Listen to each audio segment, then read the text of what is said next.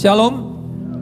Saudara, setiap kita seringkali mempunyai kecenderungan manusia itu kalau enggak cenderung ke sisi kanan atau ke sisi kiri, atau fanatik kanan atau fanatik kiri. Dan seringkali manusia sulit sekali untuk belajar masuk dalam namanya sebuah keseimbangan. Kalau sudah percaya sisi kanan, akan sangat percaya di sebelah sisi kanan. Saya kasih contoh, misalnya sisi kanan adalah tentang namanya kelimpahan, kemakmuran dan segala macam. Orang akan kecenderungan hanya percaya kepada Tuhan yang hanya memberi namanya kelimpahan, kemakmuran dan segalanya di sebelah sisi kanan. Tapi di sisi kiri seringkali juga ada orang yang percaya namanya berita tentang namanya salib, di mana kita harus menyangkal diri kita, pikul salib kita, sangkal diri dan ikut aku. Dan itu firman Tuhan juga. Dan kecenderungan orang akan percaya berkata bahwa ya kekristenan hanya salib, kekristenan hanya namanya pain, penderitaan, sacrificial life, hidup yang mengorbankan kepada Tuhan. Dan kecenderungan orang akan seringkali yang sisi kiri atau sisi kiri akan berkata kepada yang berita kemakmuran, berkata kamu sesat. Di sisi kanan akan berkata kepada teori yang salib, akan berkata hidup kok menderita terus. Nah saudara, kita mau lihat bersama-sama, saya disclaim dulu, kita tidak mau menganut satu sisi yang kanan atau kiri. Tapi kita mau lihat bagaimana firman Tuhan bicara, betul ya? Bagaimana Tuhan mengungkapkan semuanya. Orang yang hidup dalam sisi penderitaan dan salib akan sangat cenderung menentang mereka yang hidup dalam namanya kelimpahan.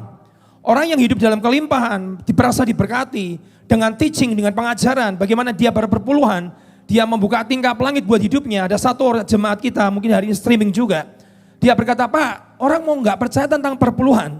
Saya ini dari miskin gak punya uang, sampai gak bisa bayar perpuluhan. Saya mencoba bagaimana membayar perpuluhan.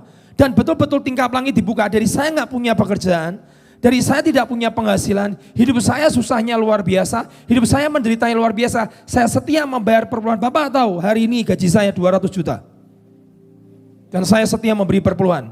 Jadi kalau orang berkata tidak percaya perpuluhan, saya ngalami Pak. Sudah ngerti ya? Dari sisi satu orang berkata nggak ada perpuluhan. Dari sisi satu berkata perpuluhan masih ada. Seringkali kadang pendeta kalau saking susahnya menjelaskan bagaimana kita bisa seimbang. Kadang saya mau berkata begini aja dah sesuai imanmu masing-masing dah. Kadang begitu. Tapi saudara, kita harus belajar kebenarannya.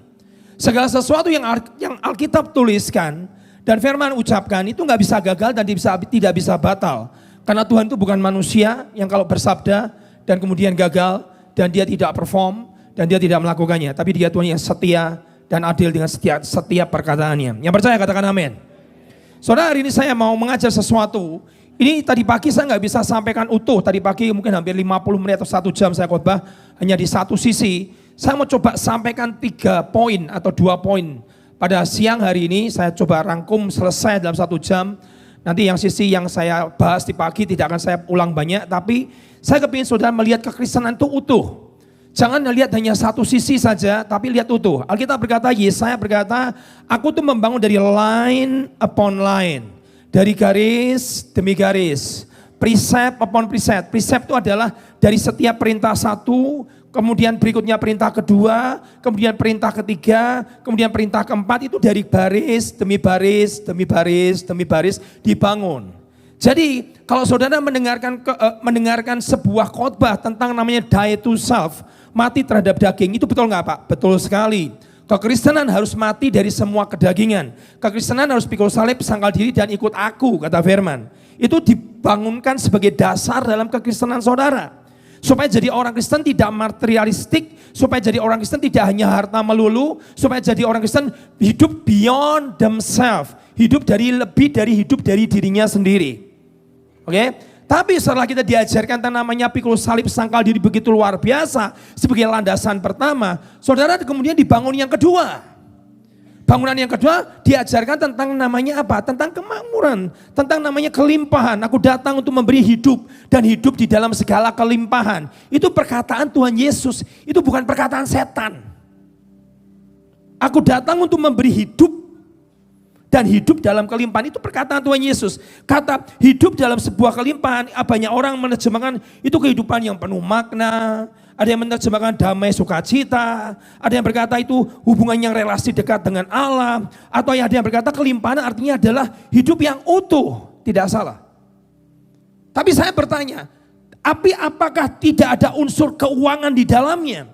Kata limpah, aku datang memberi hidup dan hidup dalam segala kelimpahan. Ada unsur namanya limpah, ada unsur namanya melebihi dari yang dibutuhkan, ada yang namanya lebih dari cukup, over and above.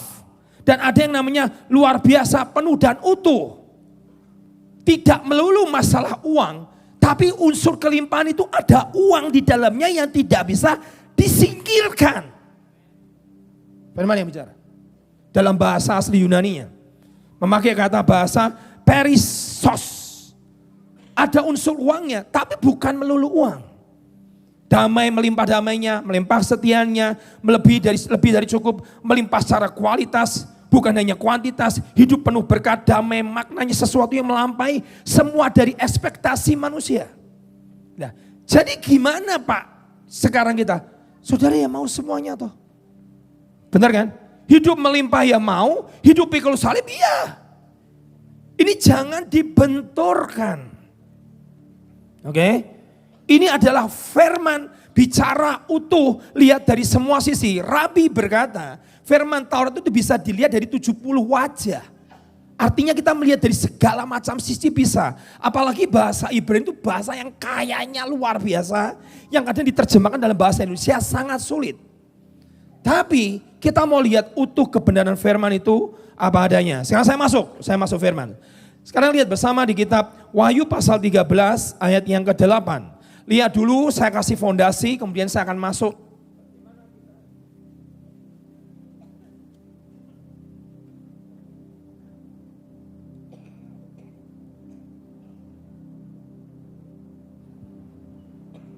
Ya, kita melihat bersama bagaimana firman itu, apa kata firman di Wahyu 13 ayat 8. Di Wahyu 13 ayat 8, batunya habis, tolong diganti batunya. Wahyu 13 8, dan semua orang yang diam di atas bumi akan menyembahnya. Oke, ini bicara tentang antikris, semua yang di bumi akan menyembahnya. Ini belum terjadi, peristiwa ini yang Yohanes di Pulau Patmos berkata semua yang ada di bumi akan menyembahnya. Yaitu setiap orang yang namanya tidak tertulis sejak dunia dijadikan. Nama orang itu tidak tertulis sebelum bumi ini ada. Cara mikirnya gimana? Loh Pak, bumi belum ada, namanya orang yang menyembah itu adalah orang yang namanya tidak tertulis dalam kitab kehidupan. Yang tidak tertulis dalam kitab kehidupan dari anak domba yang telah disembelih. Bahasa Inggrisnya berkata, the lamb that slain, domba yang sudah disembelih from the foundation of the world. Domba itu Yesus sudah disembelih sejak dunia dijadikan. Loh, Tuhan Yesus kan disembelihnya 2000 tahun yang lalu, Pak. Kok Alkitab berkata the lamb slain, domba ini disembelih sejak dunia dijadikan. Setelah saya cari baik-baik kebenaran firman. Segala alam fisik terjadi hari ini, itu selalu terjadi di alam roh dahulu. Saudara ngerti? Tidak ada sesuatu yang terjadi di alam fisik tanpa dimulai dengan alam roh. Tahu ngerti banget itu. Semua yang kau alami hari ini secara alam roh itu sudah terjadi. Alam fisik mengikuti. Tuhan Yesus sebelum disembelih 2000 tahun yang lalu, sejak dunia dijadikan, isu tentang keselamatan sudah ada. 2000 tahun yang lalu Tuhan Yesus secara fisik memanifestasikannya. Ayat yang lain Pak, supaya saya lebih jelas, oke? Ibrani 4 ayat 3, saya gak akan panjang-panjang di sini, saya kasih fondasi ini dulu. Supaya saudara ngerti. Bagaimana Tuhan merencanakan kita sebelum dunia dijadikan. Bagaimana Tuhan sudah menyelesaikan pekerjaannya sejak dunia dijadikan. Ibrani 4 ayat yang ketiga, apa kata firman? Sebab, lihat saudara baik, kita yang beriman akan masuk ke tempat perhentian seperti yang dikatakan. Sehingga aku bersumpah dalam murkaku, mereka tidak akan masuk ke tempat perhentianku sekalipun. Lihat ayat ini. Pekerjaannya sudah selesai sejak dunia dijadikan. Saudara akan pusing cara berpikir ini, lihat. Kalau bicara tentang namanya El-Olam, Tuhan yang kekal tidak punya batas waktu. Ini saudara. Tuhan yang ada sebelum dunia ini ada, dunia yang sudah ada sebelum dunia ini berakhir. Kita ini belum masuk dunia akhir. Saudara. Dia sudah ada. Ini cara El-Olam. Tuhan yang kekal berbicara. Alkitab berkata pekerjaannya sudah selesai sejak dunia dijadikan. Hebat ya. Jadi Tuhan tuh the master plan, sutradara yang hebat. Ayat yang lain Pak. Yesaya 46 ayat 10. Apa kata firman? Saya mau kasih disclaimer, saya mau kasih firman dulu. Saudara kenapa harus takut? Lihat, Tuhan sudah merencanakan kau sejak dunia dijadikan. Bahkan sebelum dunia dijadikan. Dia sudah ngerti saudara. Namamu tertulis dalam kitab kehidupan. Dia ngerti saudara. Kenapa takut? Sedang lihat baik-baik. Yesaya 46 ayat yang ke-10. Lihat perkataan firman Tuhan berkata, yang memberitahukan dari mula hal-hal yang kemudian. He declare the end. Dia nyatakan ujung dari kapan? Dari awal. Awal apa? Sejak penciptaan. Kita berkata apa? Dia memberitahukan dari mulanya hal yang kemudian dari zaman purbakala yang apapun yang belum terlaksana dan berkata keputusanku akan sampai dan segala kehendakku akan kulaksanakan.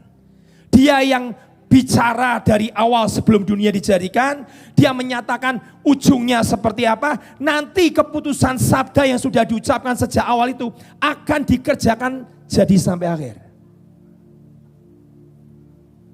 Wah, kalau kita punya Tuhan gini enak ya Pak, enak. Kok hidupku banyak yang susah, menderita, jalani terus, lewati bersama Tuhan. Ujungnya cuma satu, kamu lebih dari pemenang. Masih kurang, tak kasih ayat lagi. Amos 3 ayat 7. Amos 3 ayat 7. Ayat terakhir sebelum saya masuk ke poin yang saya mau bahas. Segala alam roh terjadi lebih dahulu. Sebelum alam fisik terjadi. Alam fisik tidak pernah terjadi sebelum terjadi di alam roh. Makanya kalau baca kitab Kejadian, kenapa peristiwa penciptaan manusia diulang 2 kali? Kejadian 1, maka Tuhan menciptakan laki-laki dan perempuan menurut gambar dan rupanya, diciptakannya mereka untuk menaklukkan bumi. Di pasal 2, maka Tuhan membentuk manusia dari debu tanah. Kok diulang? Roh dulu, fisik dikerjakan, dibentuk. Lihat sekarang Amos 3 ayat 7. Sungguh Tuhan Allah tidak berbuat sesuatu. Wah ini terlalu radikal ayat ini. Tuhan tidak akan melakukan sesuatu. Tuhan tidak akan berbuat sesuatu tanpa semua yang terjadi di muka bumi ini. Tuhan tidak akan melakukan sesuatu tanpa menyatakan keputusannya. His secret, rahasianya kepada hamba-hambanya, para nabinya. Tidak ada sesuatu yang terjadi di muka bumi ini, apapun yang terjadi tanpa Tuhan memberitahu dulu kepada hamba dan nabinya. Kok sampai izin ya Pak? Ya. John Wesley betul banget. Kita tidak bisa hidup tanpa Tuhan. Tapi Tuhan tidak mau tanpa manusia. Itu kehormatan besar manusia. Jadi segala plan, segala rencana dalam hidupku, Tuhan sudah tahu Pak, tahu. Pekerjaannya sudah selesai, berani, sudah selesai. Sejak kapan? Sejak dunia dijadikan. Tentang pribadi ini, tahu. Dia Tuhan, El-Olam, yang kekal, yang tidak terbatas. Tidak ada di mata Tuhan, past, present, future. Dulu, sekarang, dan ke depan. Tuhan itu tidak mengenal dulu, sekarang, ke depan. Yang ngasih memilah dulu, sekarang, ke depan itu manusia, supaya gampang. Tapi Tuhan itu apa? El-Olam. Kekal. Tidak ada jam, tidak ada waktu. Oke, sekarang masuk Pak. Sekarang Bapak mau ngomong apa hari ini? Saya mau masuk yang intinya. Sekarang kita lihat baik-baik. Lihat Kolose 3 ayat 1 sampai 2. Ini yang saya bahas tadi pagi. Nanti saya izinkan supaya masuk ke poin yang ketiga. Poin yang satu tadi adalah gitu. Kita sudah diciptakan, kita sudah dibuatkan. Tuhan ngerti ke depan seperti apa, sejak kapan? Sejak dunia dijadikan. Pekerjaannya sudah selesai sejak dunia dijadikan. Jadi setan itu sebetulnya gak dibuat mainan sama Tuhan. Dia ngerti banget dia Tuhan kok. Lihat sekarang baik-baik. Kolose 3 ayat 1 sampai yang kedua. Karena itu kalau kamu dibangkitkan bersama dengan kita ini ikut dibangkitkan bersama Kristus. Ingat ya, kalau kamu dibangkitkan artinya kuasa kebangkitan itu ada di dalam diri kita. The power that work in you. Kuasa kebangkitan itu ada di dalam diri kamu. Bagaimana orang Kristen bisa jadi loser? Ada kuasa kebangkitan di dalam dirimu. Lihat Bapak. Kamu dibangkitkan bersama dengan Kristus. Carilah perkara yang di atas. Kenapa orang berkata hari ini berkata nggak penting ke gereja, nggak penting baca firman, nggak penting berdoa, nggak penting korban, nggak penting taat. Hei, carilah perkara yang di atas. Alkitab berkata, di mana Kristus ada, duduk di sebelah kanan Allah. Kemudian lihat ayat ini baik-baik. Ini ayat yang kita bahas. Pikirkanlah perkara yang di atas, bukan yang di bumi. Kita hidup di bumi, tapi cara berpikirmu adalah cara berpikir kerajaan surga. Pak, cara berpikir kerajaan surga di mana saya bisa membaca dan menemukannya? Alkitab.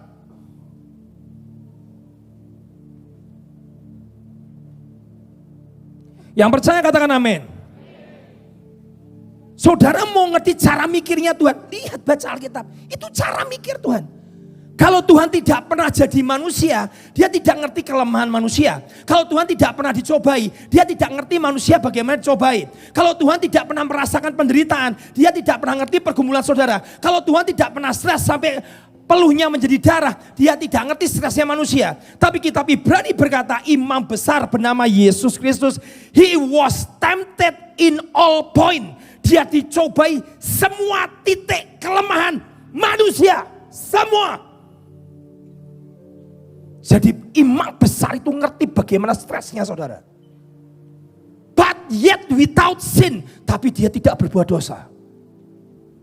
Jadi Tuhan ngerti banget sisi manusia yang begitu lemah. Tuhan ngerti banget bagaimana manusia yang begitu struggle-nya. Makanya seringkali Tuhan Yesus hari ini surga. Tugasnya sudah selesai, misi salib sudah selesai. Tapi Tuhan tidak nganggur. Di surga masih syafaat buat kita. Bayangin Tuhan Yesus. Baca kitab Ibrani. Dan Alkitab berkata, pikirkanlah perkara yang di atas bukan yang di bumi. Jadi saudara dengar baik-baik. Dari pihak Tuhan pekerjaan sudah selesai sejak dari penciptaan. Dia sudah tahu. Tapi dengar, ada satu yang saudara harus tahu. Yang sering kali, saya pakai istilah tadi pagi bagus sekali. Tuhan itu punya the best version of him. Tuhan itu punya the best versi tentang dirimu. Tentang saya. Dia punya namanya the best version about you. Dia punya the best version about him. Tuhan tahu, Tuhan punya. Tapi seringkali manusia tidak bisa masuk the best version of me dari kacamata Tuhan. Karena apa? Pikiran dan mentalitas kita. Pikirkan perkara di atas. Bukan yang di bumi. Loh Pak, tapi kita masih hidup di bumi. Ya, cara berpikirmu, cara berpikir kerajaan sorga. Caranya Pak, baca Alkitab. Dengan kau baca Alkitab, kau ngerti cara mikirnya Tuhan itu gimana. Itu Alkitab tulis. Saudara dengar, saat Tuhan Yesus jadi manusia, kita jadi ngerti, oh Tuhan itu cara berpikirnya seperti ini toh. Tuhan Yesus adalah display. Tuhan Yesus adalah sebuah display itu apa? Sebuah gambaran Tuhan itu seperti apa? Oh, kenapa kok harus jadi manusia? Supaya kita tuh nggak terlalu diawang-awang. Kalau kita ngerti Bapa di surga, oke, nggak ada yang salah dengan itu. Tapi kita tidak pernah ngerti real Tuhan, cara berpikirnya, perasaannya, dicobainya, semua titik kelemahan manusia, bahkan ngalami semua penderitaan manusia. Kita tidak pernah ngerti gambaran Tuhan secara actual. Secara nyata, secara gamblang. Kecuali satu. Saudara lihat Tuhan Yesus. Itu gambaran Bapa, gambaran Tuhan yang sempurna. Karena Yohanes 10:10 berkata apa? Aku dan Bapa adalah satu. Amin. Yang percaya katakan amin. Sekarang lihat saudara. Lihat. Jadi cara berpikir kita harus belajar cara berpikirnya Tuhan. Lihat. Setiap kita harus memperbarui pikiran kita. Kalau saudara mau ngerti Tuhan, ingat pikiran itu tidak boleh pokoknya, gak boleh. Orang Jawa paling seneng ngomong gitu. Pokoknya, terutama tinggal Jawa Tengah. Gini, ragam you wis. Saudara ngerti bahasa itu? Artinya punya believing system, punya sebuah kepercayaan yang tidak mau dirubah. Padahal Roma 12 ayat 1 berkata, berubahlah oleh pembaruan budimu, memakai kata metamorf. Itu terus pikiranmu harus diperbarui. Pikiranmu harus cara mikirnya Tuhan. Pikiranmu harus seperti kerajaan surga. Kalau pikiranmu tidak diperbarui, engkau tidak akan bisa mencapai destiny. Tadi pagi saya ucapkan satu perkataan bagus sekali dari seorang hamba Tuhan. Hatimu boleh seperti malaikat. Hatimu boleh seperti Tuhan. Tapi kalau cara berpikirmu seperti dunia berpikir, tidak berpikir seperti kerajaan surga, engkau tidak akan pernah mencapai destiny dalam hidupmu. Saya ulang. Hatimu boleh baik seperti malaikat.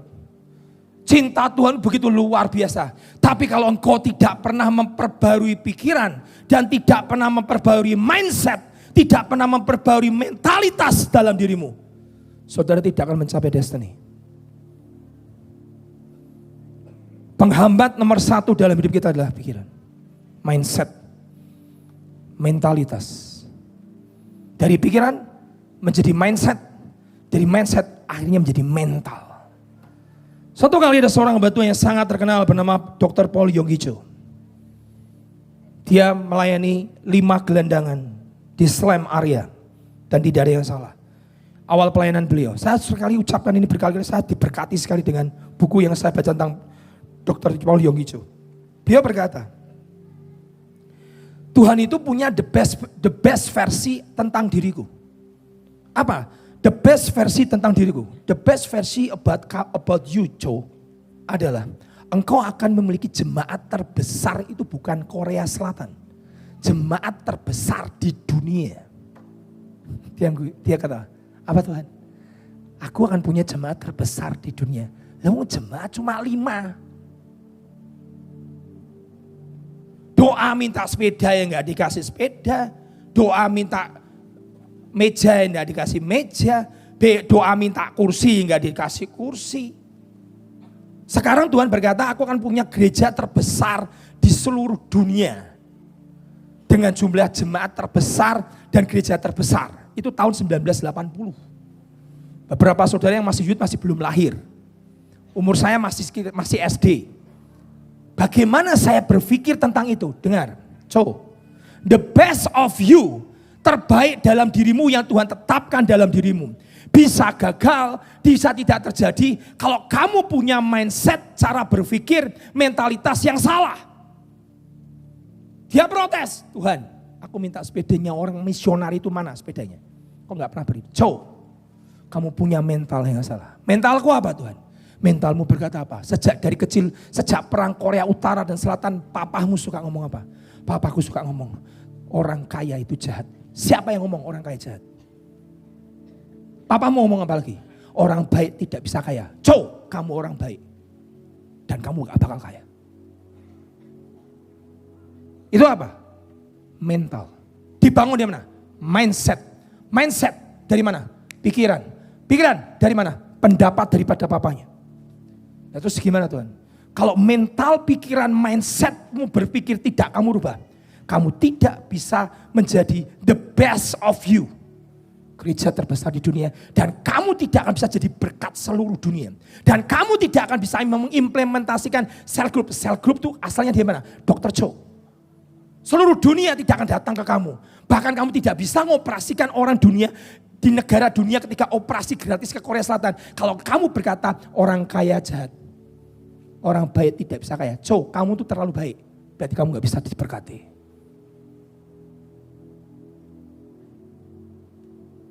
Jadi saya ngobrol sama Bu Pendeta. Hari ini kekristenan lagi dikasih vibe. Vibe-nya apa Pak? Atmosfer. Kalau bicara keuangan itu jahat. Bicara perpuluhan itu sesat. Bicara kelimpahan itu dari setan. Sekarang lagi sedang dibuat atmosfer seperti itu. Dengar saudara. Almarhum pernah ngomong begini. Buat saya bicara tentang keuangan itu beresiko banget. Kenapa? Saya akan dihujat banyak orang. Tapi kalau saya tidak bicara tentang the financial freedom, aku tidak bicara masalah kelimpahan. Aku akan lihat jemaatku yang menderita karena kekurangan, karena kemiskinan, karena kehancuran, karena berita gospel tentang Injil kemerdekaan masalah keuangan tidak pernah diberitakan. Dengar saudara, kita harus terima utuh, jangan cuma satu sisi. Yang percaya katakan amin. Amin. Saudara, bagaimana Pak caranya supaya bisa sampai kepada the best of me, terbaik version, the best version of me menurut Tuhan, menurut kehendak Tuhan. Bagaimana caranya? Berubah mentalitas dan caramu berpikir. Lihat sekarang Efesus 4, 17 dan 18. Lihat apa kata firman. Jangan hidup lagi sama seperti orang-orang yang tidak mengenal Allah.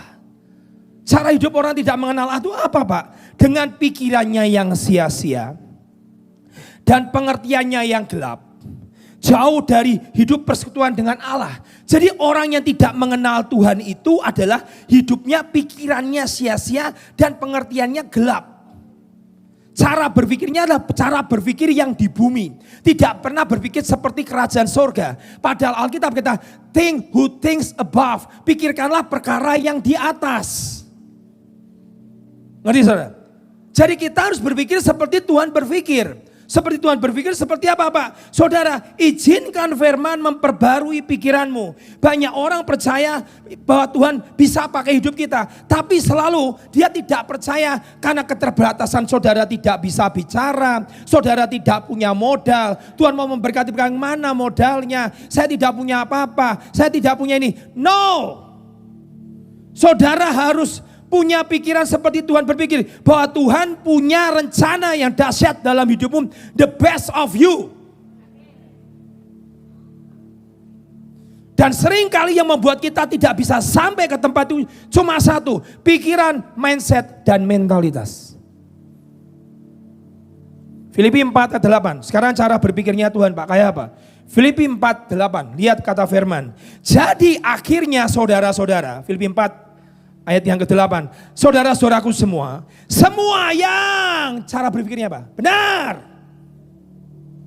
Semua yang apa? Mulia. Semua yang suci. Semua yang manis. Didengar bahasa Inggrisnya apa? Good report. Laporan yang bagus. Kalau laporan gak bagus gak usah didengerin. Kemarin ada teman idol cerita sama. Kau tahu gak? Om tahu gak om? Temanku sudah kena mentalnya. Gara-gara apa? Baca komen. Kena mental sampai suaranya begitu bagus, bisa hilang, bisa tidak sejernih di awal. Kenapa? Kena mental. Kenapa?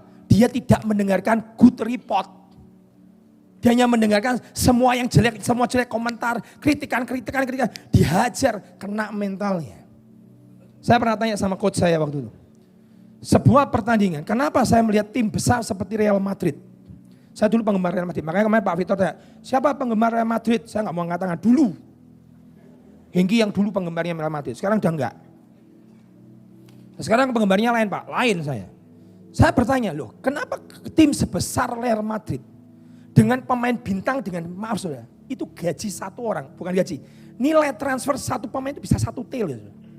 Itu anak masih umur 18, 19, 20 nilai transfer bisa 1 triliun, 500 miliar, 600 miliar, itu gila sekali.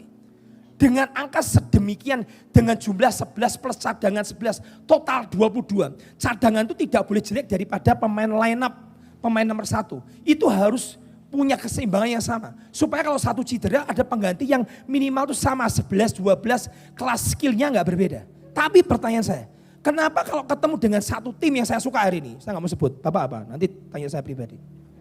Selalu kalah. Ayo. Padahal ini pemain bintang semua. Ini pemain juara semua. Ini pemain-pemain yang punya skill, yang kompeten, yang bagus, yang luar biasa. Tapi kalau ketemu yang satu ini, selalu kalah. Coach berkata bagus sekali. Tahu kok? Kenapa? Mental. Mental apa? Kalau sudah ketemu yang ini, dalam benak, pikiran, mindset, apalagi kalau main di kandangnya dia, selalu kalah. Bicara apa? Mental. Berarti saya tanya sama coach ini. Coach, berarti mental itu dalam sebuah pertandingan itu berapa persen nilainya? Kalau dalam sebuah pertandingan, mental itu 80% kok. 20% baru skill. Lah orang Kristen tidak boleh punya mental loser. Kok sudah kalah 80%?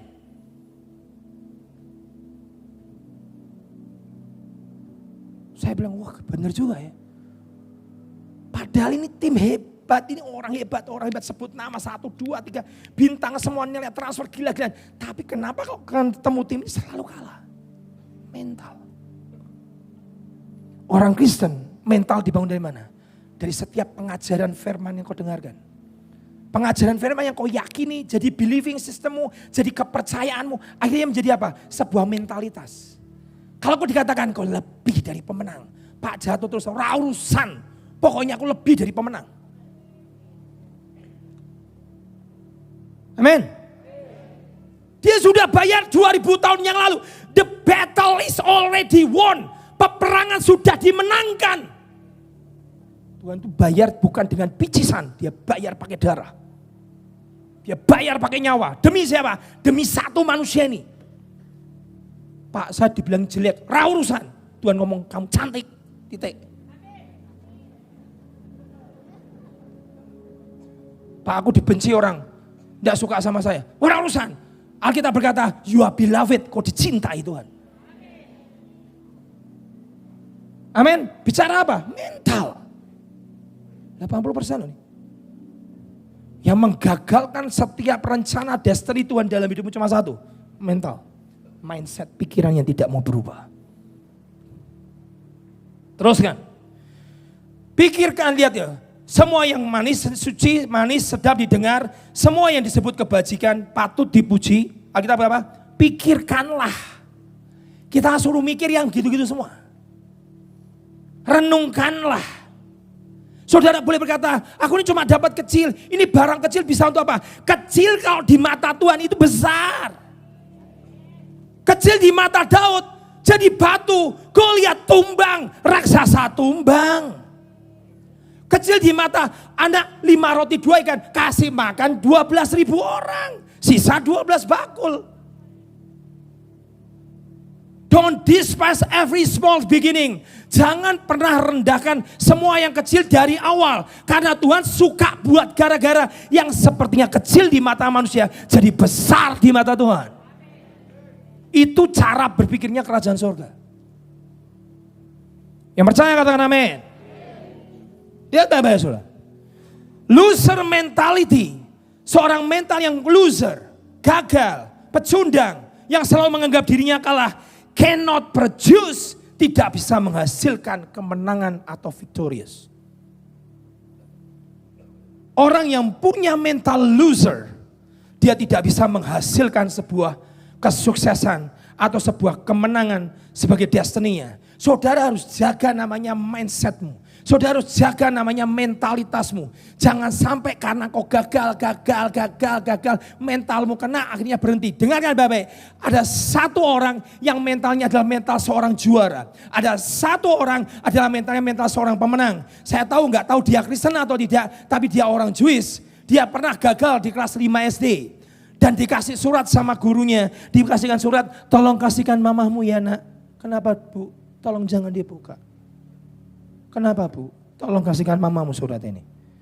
Sampai di rumah anak kecil, anak kelas 5 SD ketemu mamanya. Mama. Kepala sekolah kasih surat buat aku. Surat apa nak? Nggak tahu, nggak boleh dibuka. Mama tolong baca. Begitu dibaca. Mamanya berkata, nak, sekolah tidak bisa menerima kamu. Karena kamu terlalu jenius. Hore, aku jenius, aku hebat, aku luar biasa. Maksudnya kok gak mau terima saya kenapa mah? Karena sekolah tidak sanggup. Tidak sanggup kenapa mah? Karena kamu terlalu jenius. Dengar, kadang mental dibangun dari perkataan.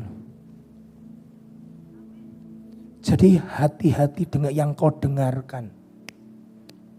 Kalau tidak sesuai firman, buang. Kalau sudah menjadi kepercayaan yang bertahun-tahun dalam hidupmu dan tidak sesuai firman, buang.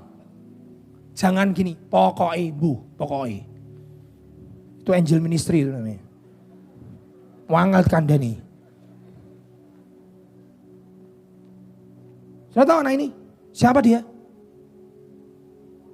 Dididik mamanya, sekolah keluarkan dia. Karena terlalu jenius kata mama. Kata mamanya. Didik mamanya diajarin semua ilmu biologi, semua ilmu kelistrikan, semua diajari semua. Sampai dia dewasa. Dia menemukan 1000 penemuan. Dia menemukan 1000 penemuan. Dan terakhir, pada saat dia dapat hadiah Nobel. Dari Piala Nobel dia dapatkan hadiah itu. Dia temukan semua inventor, penemuan-penemuan yang hebat. Dia pulang ke rumah mamanya. Dia duduk di kasur, mamanya sudah meninggal. Dia duduk di kasur itu, kemudian dia lihat satu sorok. Dia ingat, oh di sorok inilah mamaku menyimpan. Tolong dijaga anaknya. Supaya yang lain tidak terganggu. Saudara, pada saat dia melihat amplop itu, apa yang terjadi? Yang terjadi adalah dia duduk, mamaku dulu berkata, sekolahku tidak mampu mendidik aku karena aku terlalu jenius.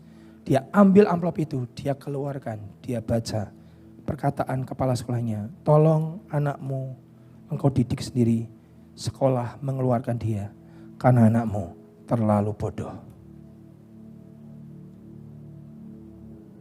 Dia membaca surat sambil nangis. Dunia berkata aku terlalu goblok, bodoh.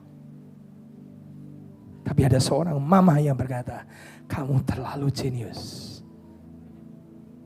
Tanpa orang ini, hari ini semua kita pakai obor. Siapa namanya? Thomas Alva Edison. Bagaimana mindset itu dibentuk? Kau dengarkan apa hari ini? Perpuluhan gak ada, saya beritahu saudara. Begitu ribut masalah perpuluhan, jemaat tuh langsung WA saya, ini orang Bandung. Streaming, gak pernah kesini. Pak, saya streaming terus dari awal HTE ada sampai hari ini. Saya cari gereja, saya gak ketemu, saya hanya diberkati melalui gerejanya Bapak. Boleh saya cerita Pak? Boleh. Melalui WhatsApp dia cerita. Saya miskin sekali Pak, hidup saya susah sekali Pak. Tapi saya masih ingat perkataan, berkata bahwa bawalah perpuluhanmu. Saya nggak ngomong perpuluhan, saya cerita kesaksian beliau. Saya bayar perpuluhan saya dalam keadaan minus, dalam keadaan susah, dalam keadaan tidak sanggup, tidak punya duit.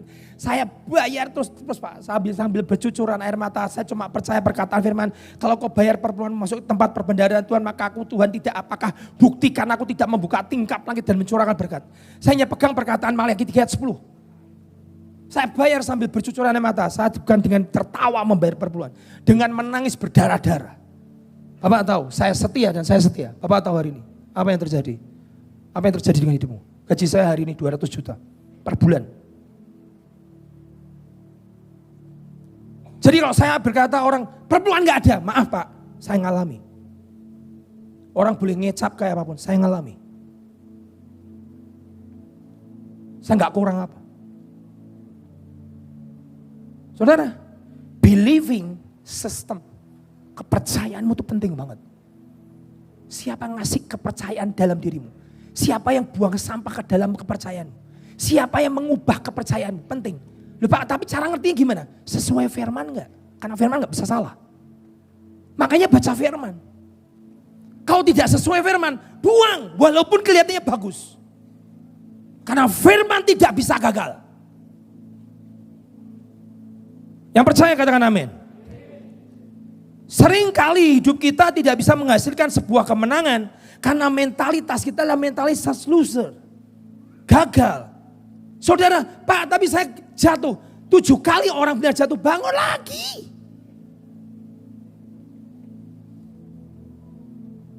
Baca Alkitab. Jangan dikte, jangan tentukan dirimu asal akan apa yang ada hasil dalam dirimu. Kok gagal? Saudara, Thomas Alva Edison itu berapa kali membuat percobaan, saudara pengen tahu? Berapa kali dia gagal? Berapa kali dia gagal sampai labnya kebakar, sampai dimarahi sama istrinya, sampai mau dicerai sama istrinya, cuma gara-gara lampu yang saudara hari ini lihat nih loh, lampu ini loh. Gara-gara percobaan lampu itu berapa lama toh Pak? Saudara tahu, pengen tahu berapa lama? Berapa kali percobaan? 1000. Coba dia berdiri di angka 999 kali percobaan dan gagal. Sudahlah, memang dunia itu harus gelap pakai obor. Hari ini kita semua wajahnya hitam karena obor. Tapi ada orang yang tidak pernah berhenti menyerah. Tidak punya loser mentality. Karena dia dididik sama mamanya. Kamu jenius. Sekolah tidak bisa tampung kamu. Dunia berkata kamu goblok. Bayangkan anak umur masih 12 tahun bisa meledakkan satu gerbong kereta. Kalau enggak jenius enggak mungkin. Tapi buat dunia kamu bodoh. Tapi hari ini dunia diberkati dengan penemuannya. Amin. Jangan pernah punya loser mentality. Satu kali saya mau bicara tentang namanya believing system orang. Ada dua hamba Tuhan bertengkar masalah kepercayaan. Hamba Tuhan A berkata, hidup itu ya kayak Lazarus, seperti perumpamaan Tuhan Yesus. Lazarus itu miskin mati masuk surga. Jangan seperti perumpamaan Tuhan Yesus, Lazarus dan orang kaya mati masuk neraka. Terus ditanya pendeta A sama pendeta B, pendeta A percaya yang Lazarus, pendeta B mau bilang hidup kaya tapi kok masuk neraka, dia gak mau. Terus disuruh milih, kamu milih yang mana? Lazarus apa orang kaya? Dia bingung, gak bisa jawab. Datanglah seorang teman sahabat mereka berdua. Datanglah hamba Tuhan yang lebih senior, lebih berhikmat, dipakai Tuhan, buah hidupnya luar biasa, yang dihasilkan begitu dahsyat. Sampai hari ini orang bisa menikmati hasilnya. Tiba-tiba tanya, ada ribut apa sih? Ini loh geger ribut masalah Lazarus miskin mati masuk surga atau milih orang kaya mati masuk neraka. Kalau kamu pendeta C, kamu pilih yang mana? Aku enggak mau pilih Lazarus. Masa hidup cuma hanya masuk surga tok, tidak ada dampak. Pokoknya sampai di surga ketemu Tuhan Yesus, terima kasih engkau sudah menyelamatkan aku. Aku tidak mau hidup seperti itu. Ketemu Tuhan Yesus cuma terima kasih sudah menyelamatkan aku. Aku mau hidup take dominion. Aku mau hidup mempunyai dampak. Aku hidup seperti Alkitab katakan, taklukkan bumi ini, taklukkan dan memberi dampak banyak orang jiwa dimenangkan. Aku mau hidup seperti itu. Nah terus kamu hidup yang mana? Lazarus apa orang kaya? Saya nggak mau jadi Lazarus. Saya juga tidak mau jadi orang kaya masuk neraka. Nah, kamu maunya apa? Dalam cerita itu cuma ada Lazarus sama orang kaya. Ada satu pribadi yang nggak kamu ceritakan. Siapa namanya? Bapak Abraham. Lazarus dipangku sama siapa? Bapak Abraham. Bapak Abraham hidupnya kayak apa? Diberkati. Hari ini namanya dikenang di mana-mana. Semua kalau dipanggil, aku anaknya Abraham, tidak pernah disebut anaknya Lazarus. Sini ada anaknya Lazarus. Semua disebut anak Abraham. Dan Alkitab tidak pernah menulis Abraham hidupnya sangat menderita. No, memang perjalanannya penuh dengan penderitaan. Perjalanan salib. Tapi lihat hidup Abraham. Dia bapak segala bangsa. Dia bapak segala orang beriman. Dia bapak segala orang yang berkata imannya seperti iman Lazarus, enggak ada. Imannya seperti imannya Abraham. Saya mau jadi Abraham, diberkati, berlimpah. Tapi saya mangku si Lazarus. Di mana? Di kerajaan surga. Apa itu Pak? Believing system. Kepercayaan yang kau bangun.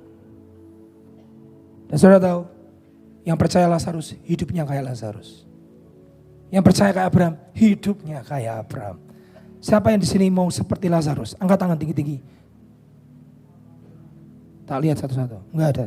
Siapa yang kayak pingin seperti Abraham? Angkat tangan tinggi-tinggi. Saya Pak Abraham. Itu mau Abraham semua tuh? Saudara kok. Karena hidup ini bukan tentang seberapa sempurnanya saudara. Suara saya kok udah habis nih.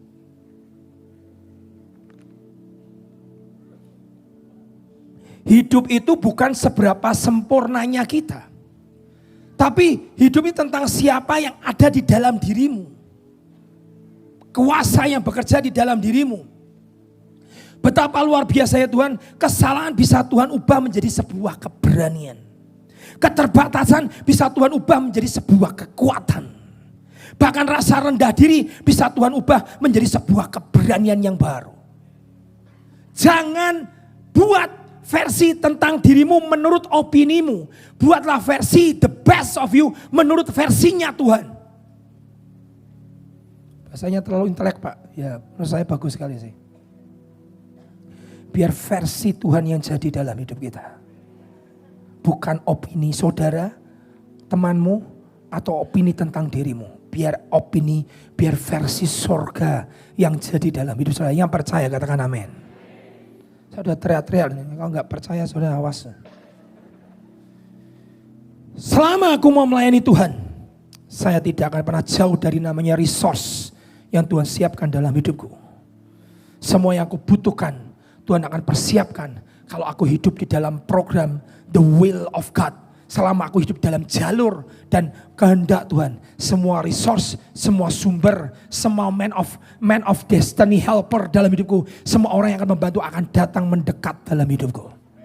Kalau saudara memikirkan namanya programnya Tuhan. Percaya katakan amin. Saudara mau percaya memilih yang mana terserah. Itu pilihan saudara. Tapi dengar. Hati yang baik tidak cukup. Mindset harus berubah. Mentalitas harus berubah. Kalau tidak berubah, seringkali kita tidak akan bisa mencapai yang Tuhan inginkan dalam hidup kita. Jangan pernah ada orang yang memaksakan kepercayaannya kepada saudara. Padahal saudara sudah bangun kepercayaan saudara dari step 2.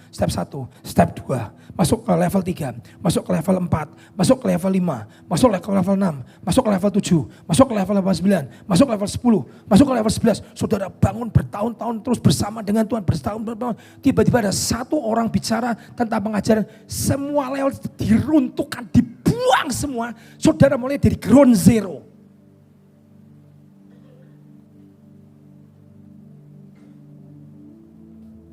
Hati-hati yang kau dengar. 7 jemaat Tuhan berkata hati-hati. Dengarkan yang bertelinga hendaklah dia mendengar. Dengarkan yang benar. Jangan pernah izinkan orang memaksa kepercayaannya. Saudara tahu gak? Saya seringkali sedih gini. Ada hamba Tuhan, saya bicara hamba Tuhan aja dah. Karena saya pendeta. Tapi tidak menutup kemungkinan juga orang biasa. Ada hamba Tuhan, kadang bisa anti tentang kelimpahan. Saudara tahu dasarnya apa? Karena dia sudah mencoba gagal. Bayar perpuluhan gagal. Hidup dalam kelimpahan gagal. Jadi pengajarannya muncul dari sebuah kegagalan.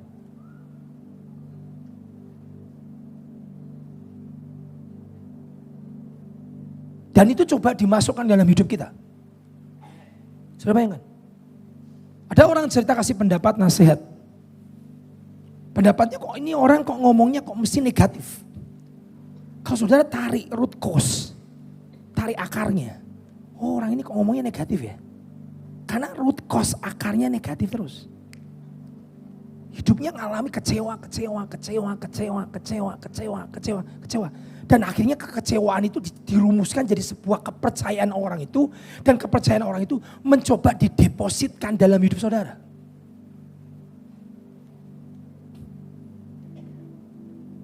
Saya bicara demi kasih Tuhan. Pada saat saya di Makassar. Ada seorang hamba Tuhan sampai nangis. Ini adalah hari terakhir saya Pak ikut retreat. Saya akan pulang ke kampung saya sudah 7 tahun, 11 tahun masuk ke pedalaman. Tidak ada listrik loh Pak. Tak tinggal semua. Saya tidak percaya lagi namanya Injil bisa memerdekakan. Saya akan tinggal pelayanan, saya sudah minta berkali-kali sama suami saya. Ayo pulang, saya nggak tahan hidup di tengah hutan belantara seperti ini membawa Injil. Cukup, saya capek, saya nggak tahan. Balik ke kota besar. Ini malam terakhir dan ini adalah retreat. Saya berkata, tak pack semua barang-barang saya, koper saya nggak cerita sama suami saya. Saya pokoknya pack barang saya. Setelah retreat hari terakhir selesai, saya akan pulang ke rumah mama saya. Akan saya kembali ke kota. Saya biarkan suami saya kembali kepada hutan dan melayani di sana.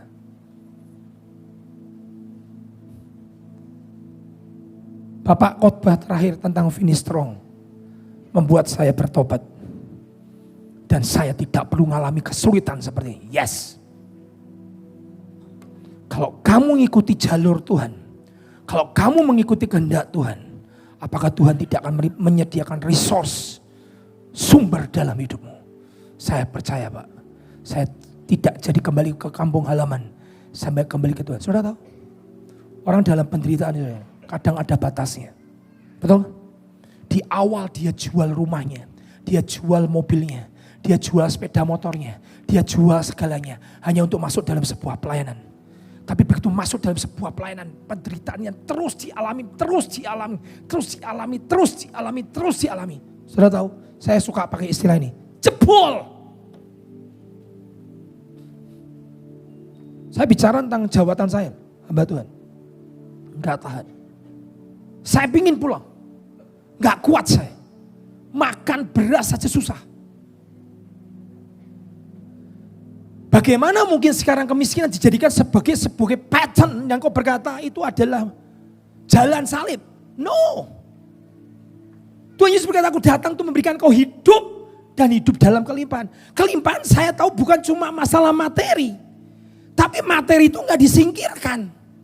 Kelimpahan itu ada namanya kebajikan, kelimpahan dalam damai sejahtera, kelimpahan dalam hikmat, kelimpahan dalam segala hal, dalam diri saudara utuh. Walaupun tidak punya apa-apa, saudara tetap cinta Tuhan, itu kelimpahan.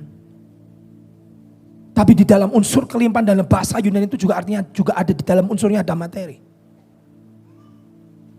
Dengar saudara, tidak ada orang atau setan yang bisa menghentikan destinimu. Yang bisa menghentikan destiny, the best version of you dalam hidupmu cuma satu, yaitu dirimu sendiri.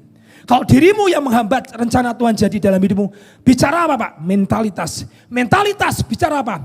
The way of your thinking, caramu berpikir. Karena Roma 12 ayat 1 berkata, berubah, metamorfosa. Pikiran harus dirubah, hatimu lahir baru, langsung benih ilahi ada di sini. Dan 1 Yohanes berkata, benih ilahi ada di dalam dirimu, engkau tidak dapat lagi berbuat dosa. Benih ilahi dalam dirimu, overcome the world. Kau mengalahkan dunia karena ada benih ilahi yang Tuhan sudah depositkan di dalam dirimu. Tapi ini semua akan gagal, tidak jadi kalau mindset, mentalitas kita tidak pernah berubah.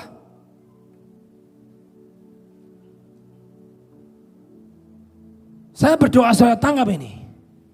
Lihat baik-baik, terus ayat berikutnya. Filipi 1 ayat 6. Tolong keluarkan gambar yang di awal. Nah ini dia, Filipi 1:6.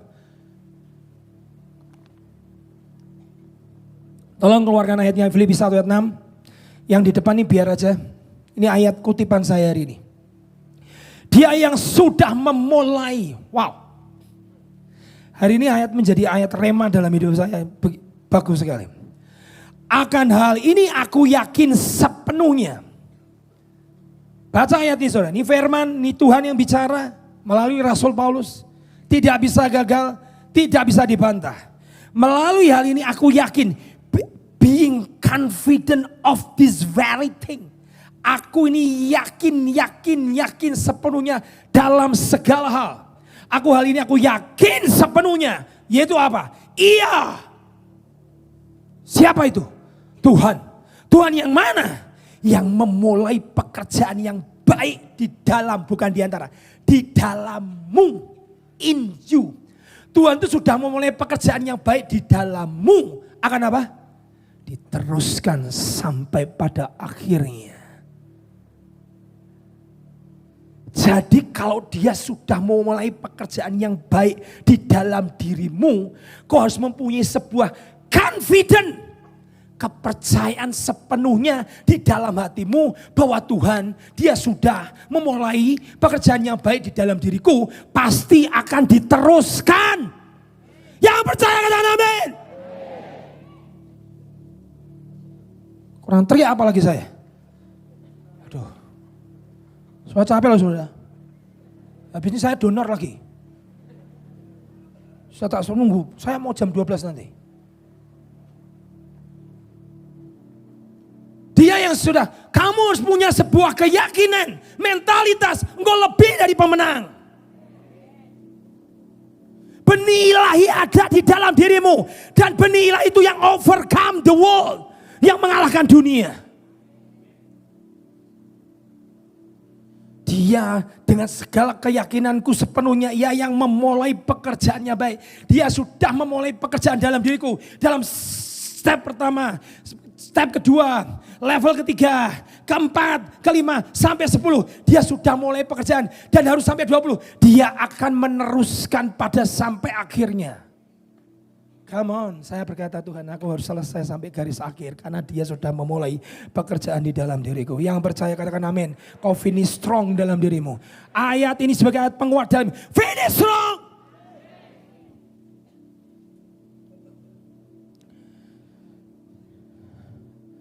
Pak, pengusaha, kau akan berkata, the best version of me, semua produk yang akan jual, orang akan tertarik, nggak peduli caranya gimana. Amin.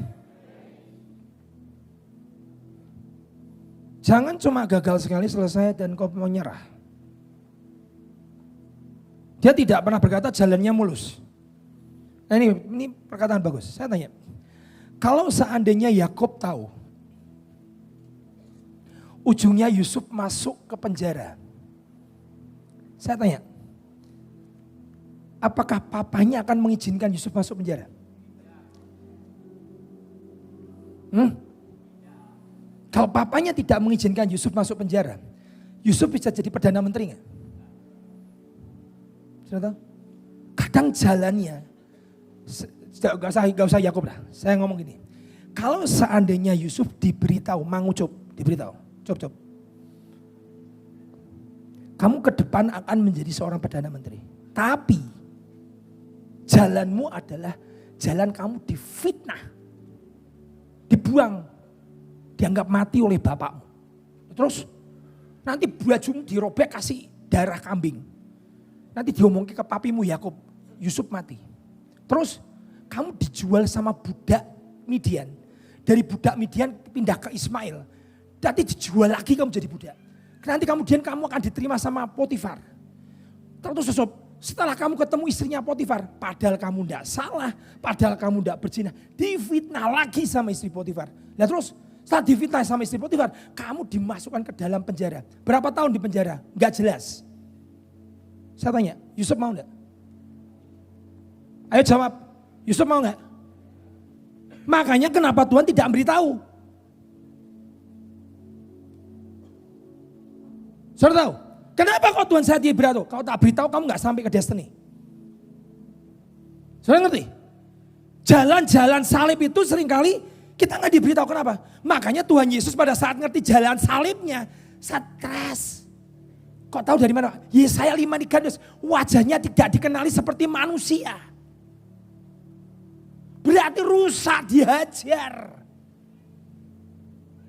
Stres. Sebagai manusia Tuhan Yesus 100% manusia. Keilahiannya dilepas, ditanggalkan. Stres.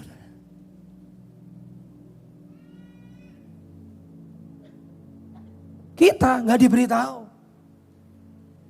Yusuf nggak akan diberitahu. Kalau diberitahu, tapi jalannya Sob. Jalannya 13 tahun ya Sob. Aduh.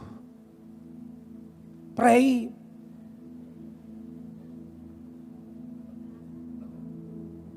Saudara ngerti? Padahal Yusuf itu ditetapkan untuk masuk dalam programnya Tuhan. Programnya Tuhan apa Pak? Dia harus memelihara sebuah bangsa namanya Israel yang kelaparan. Dia harus kasih makan seluruh bumi yang sedang kelaparan.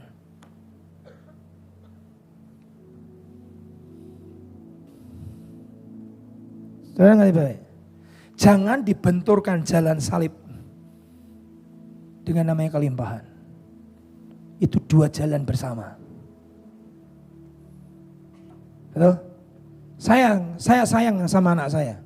Anak saya, minta dong steak yang enak, tak kasih ular. Begitu kan saya?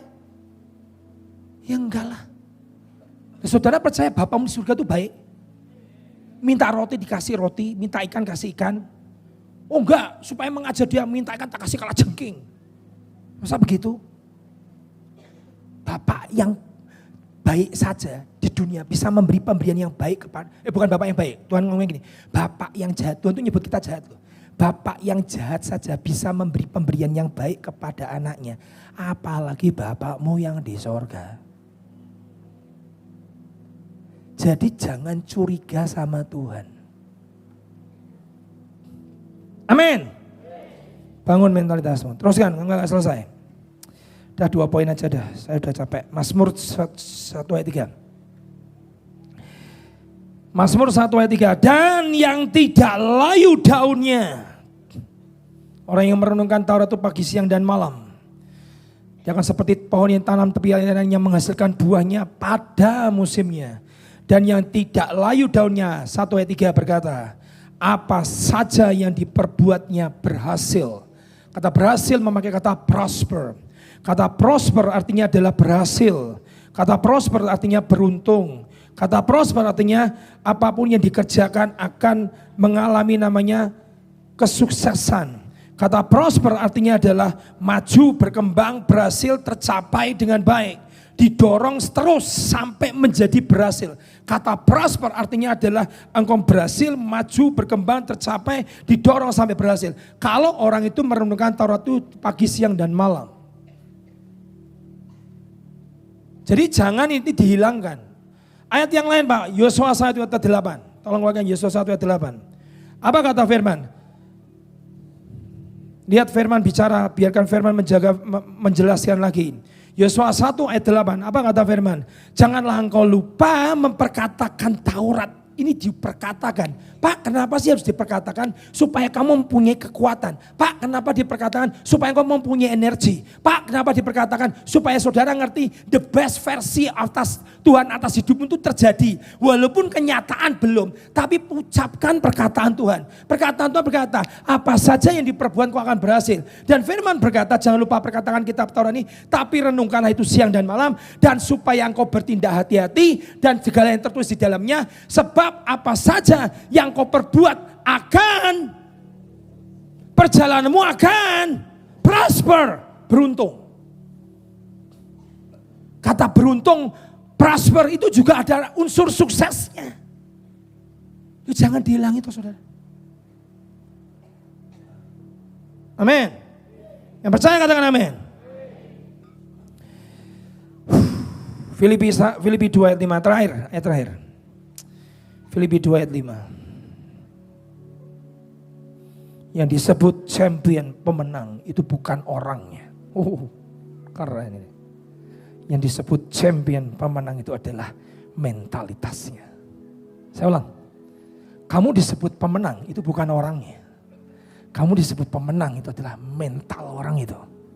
Yang tidak pernah berhenti, yang tidak pernah menyerah, yang tidak pernah merasa gagal. Mau gagal 1000 kali dia akan bangun lagi. Itu mentalitasnya. Champion is not about person. Pemenang itu bukan orangnya, tapi mental orang itu. Amin. Lihat apa kata firman. Lihat. Sekarang cara berpikirnya Tuhan apa Pak? Hendaklah kamu dalam hidupmu bersama menaruh pikiran dan perasaan yang terdapat juga dalam Kristus Yesus. Saudara bayangkan, kalau Tuhan Yesus berkata, Bapak susah, berat. Salib itu berat. Ada yang menerjemahkan, itu Tuhan Yesus bukan cuma pakai selendang ditutup. Itu katanya, ini gak tahu terjemahan benar apa salah. Saya disclaim dulu lah, saya pada saat diserang orang. Itu katanya telanjang. Karena salib itu mempermalukan. Ayo saudara.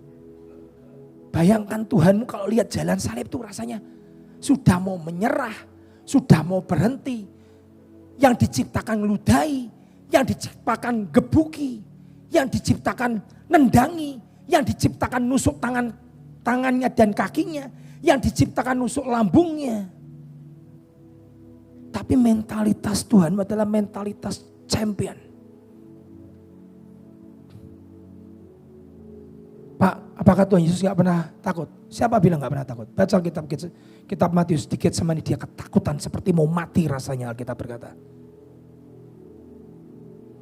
Dia tahu semua penderitaan sekecil apapun, sebesar apapun, seberat apapun yang kau lewati.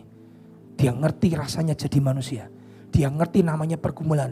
Dia ngerti namanya hidup kesulitan. Dia ngerti namanya difitnah. Dia ngerti namanya ditinggalkan. Dia ngerti namanya tinggal sendiri. Dia ngerti namanya diludahi. Dia ngerti namanya dijual. Dia tahu rasanya dijual. Pak, saya dijual berkali-kali. Tuhanmu juga dijual oleh muridnya sendiri. Yang dia percaya menjadi bendahara. Tapi mentalnya, mental juara.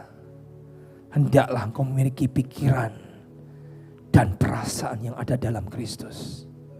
Saudara mau jadi pemenang, milikilah mentalnya Tuhan Yesus.